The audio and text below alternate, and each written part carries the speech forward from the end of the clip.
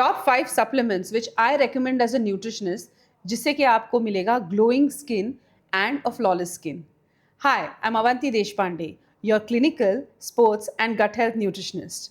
मैं बनाती हूँ साइंस बैक न्यूट्रिशन टिप्स, जिससे कि आपकी लाइफ बनेगी सिंपल, ईजी और हेल्दी.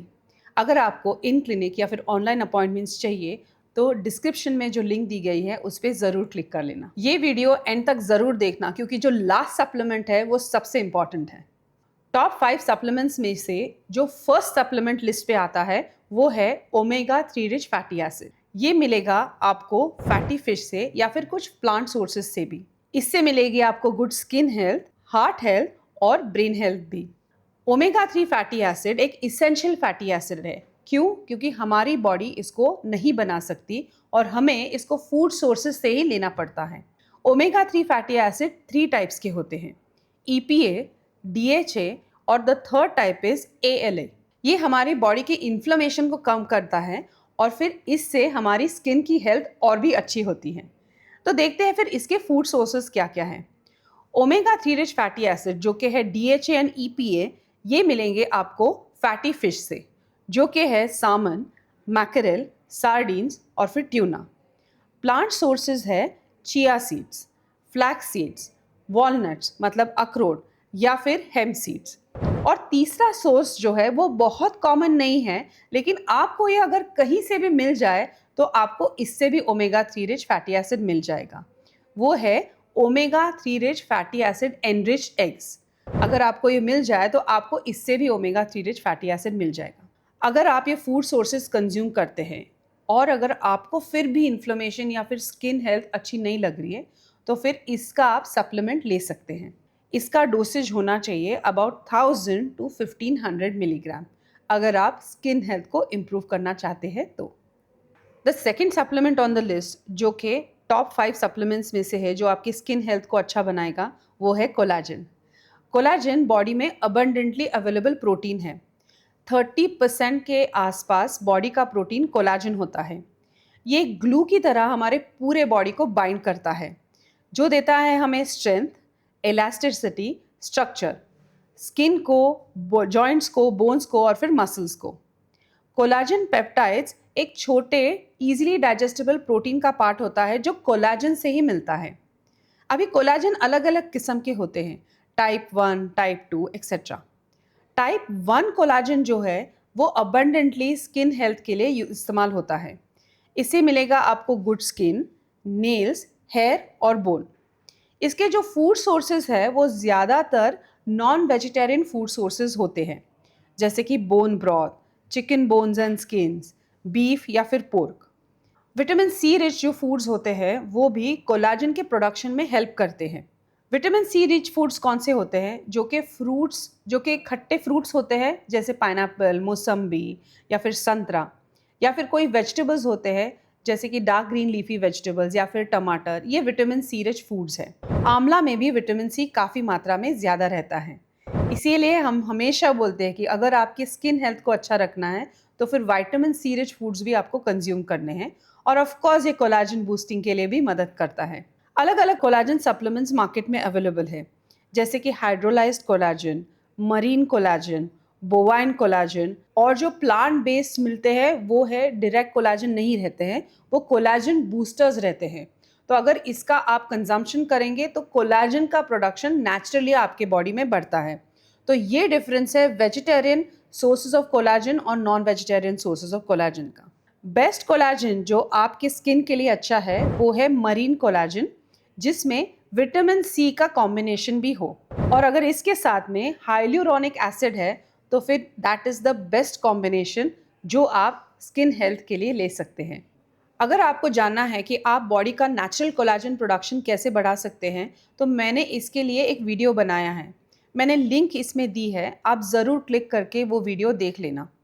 स्किन हेल्थ के लिए अगला सप्लीमेंट है विटामिन E और सेलेनियम. ये जनरली एक कॉम्बिनेशन में कंज्यूम किया जाता है.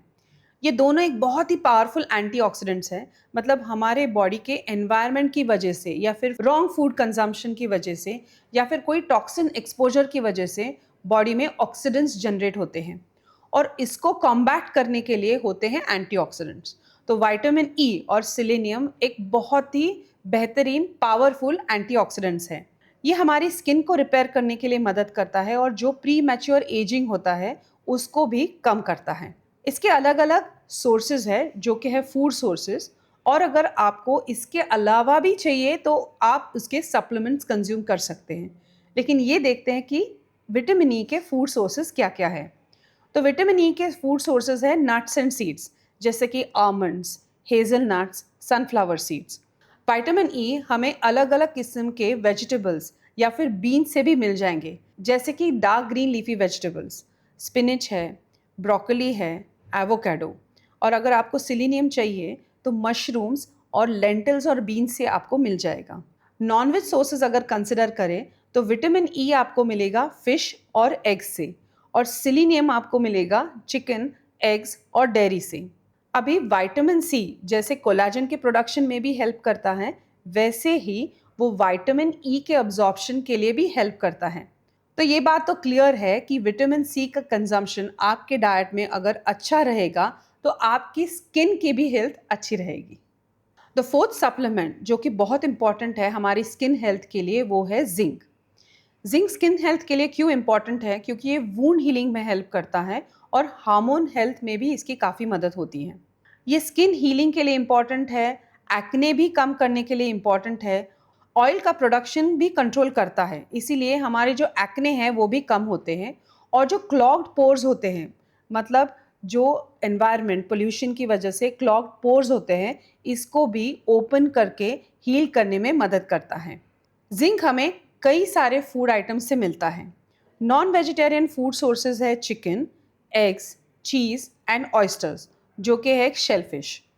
इसके अलावा वेजिटेरियन सोर्सेज अगर आप जिंक के कंसिडर करो तो वो है hemp seeds, pumpkin seeds, sesame seeds मतलब तिल के जो सीड्स होते हैं वो, नट्स जैसे कि कैशू नट्स, लेंटिल्स मतलब हमारे जो स्प्राउट्स होते हैं वो, और बीन्स जैसे छोले, राजमा, चौली एक्सेट्रा। अगर आपको और भी वेजिटेरियन सोर्सेज जिंक के चाहिए तो वो मिलेंगे आपको वेजिटेबल्स से, जो कि है मशरूम्स, स्पिनिच मतलब हमारा जो पालक है वो, और पटेटोज से। इसके अलावा अगर आपको जिंक टैबलेट के तौर पे कंज्यूम करना है तो जो मल्टीविटामिन टैबलेट है जो आप रोज़ एक कंज्यूम कर सकते हैं, इसमें जिंक सरप्लसली अवेलेबल होता है, तो आपको अलग से जिंक लेने की ज़रूरत नहीं है। अगर आपको कोई भी स्किन इश्यू है तो आप डर्मैट से बात करके एक स्पेशल जिंक सप्लीमेंट कंज्यूम कर सकते हैं। जैसे मैंने आपको बोला था, जो फिफ्थ सप्लीमेंट है वो सबसे पावरफुल है आपकी स्किन को हेल्दी और ग्लोइंग रखने के लिए, और वो है प्रोबायोटिक्स। प्रोबायोटिक्स हमारे गट हेल्थ को इम्प्रूव करते हैं, मतलब हमारे लार्ज इंटेस्टाइन में मिलियंस और ट्रिलियंस जो गुड बैक्टीरिया होते हैं, इनको बढ़ाने में काफ़ी मदद करते हैं। एक बार हमारे ये जो माइक्रो ऑर्गेनिजम्स बढ़ जाए, मतलब गुड बैक्टीरिया बढ़ जाए, तो हमारी स्किन की और जनरल हेल्थ भी अच्छी रहती है। तो हमें ये देखना है कि हम हमारे डाइट में प्रीबायोटिक्स और प्रोबायोटिक्स का सेवन करें। मतलब क्या, हमें दिन भर में 5 servings of fruits and vegetables consume करने हैं, मतलब सैलड्स, सब्जी, अलग अलग जो फ्रूट्स खाते हैं वो। इसमें जो फाइबर रहता है ये माइक्रो ऑर्गेनिजम्स के लिए एक फूड के तौर पे वो इस्तेमाल करते हैं, और फिर वो मल्टीप्लाई होते हैं और हमारे हेल्थ को बेहतरीन या फिर स्किन हेल्थ को इम्प्रूव करने में मदद करते हैं। इसके अलावा कई फूड्स ऐसे होते हैं जिनमें लाइव बैक्टीरिया होते हैं, जैसे बटर मिल्क है, कफीर मिल्क है, सावरक्रॉट है, या फिर कोई भी फर्मेंटेड वेजिटेबल्स जो आजकल बाज़ार में मिलते हैं, इनसे मिलेंगे हमें प्रोबायोटिक्स। प्रोबायोटिक्स जिसमें है लाइव बैक्टीरिया, ये हमारे इंटेस्टाइन के बैक्टीरियल हेल्थ को इम्प्रूव करते हैं, गुड बैक्टीरिया बढ़ाते हैं, और फिर इससे हम हेल्दी रहते हैं। तो आपको ये देखना है कि आप दिन भर में 1 ग्लास बटर मिल्क कम से कम कंज्यूम करना ही चाहिए, और 1 टीस्पून ऑफ घी, जिससे कि ये गट माइक्रो ऑर्गेनिजम्स और भी बढ़ते हैं, इसको भी आपको कंज्यूम करना है। तो ये है टॉप 5 सप्लीमेंट्स जो आप दिन भर में आसानी से अलग अलग फूड सोर्सेज से कंज्यूम कर सकते हो। अगर आपको हेल्प चाहिए कि कौन से सप्लीमेंट्स कंज्यूम करने हैं, या फिर आपको कोई भी कन्फ्यूजन हो कि एग्जैक्टली कौन से सप्लीमेंट्स आपको कंज्यूम करने चाहिए, तो आपके जो कुछ भी डाउट्स है वो कमेंट सेक्शन में ज़रूर लिखना। I will see to it that I answer each and every comment. Till then, Take care. See you again.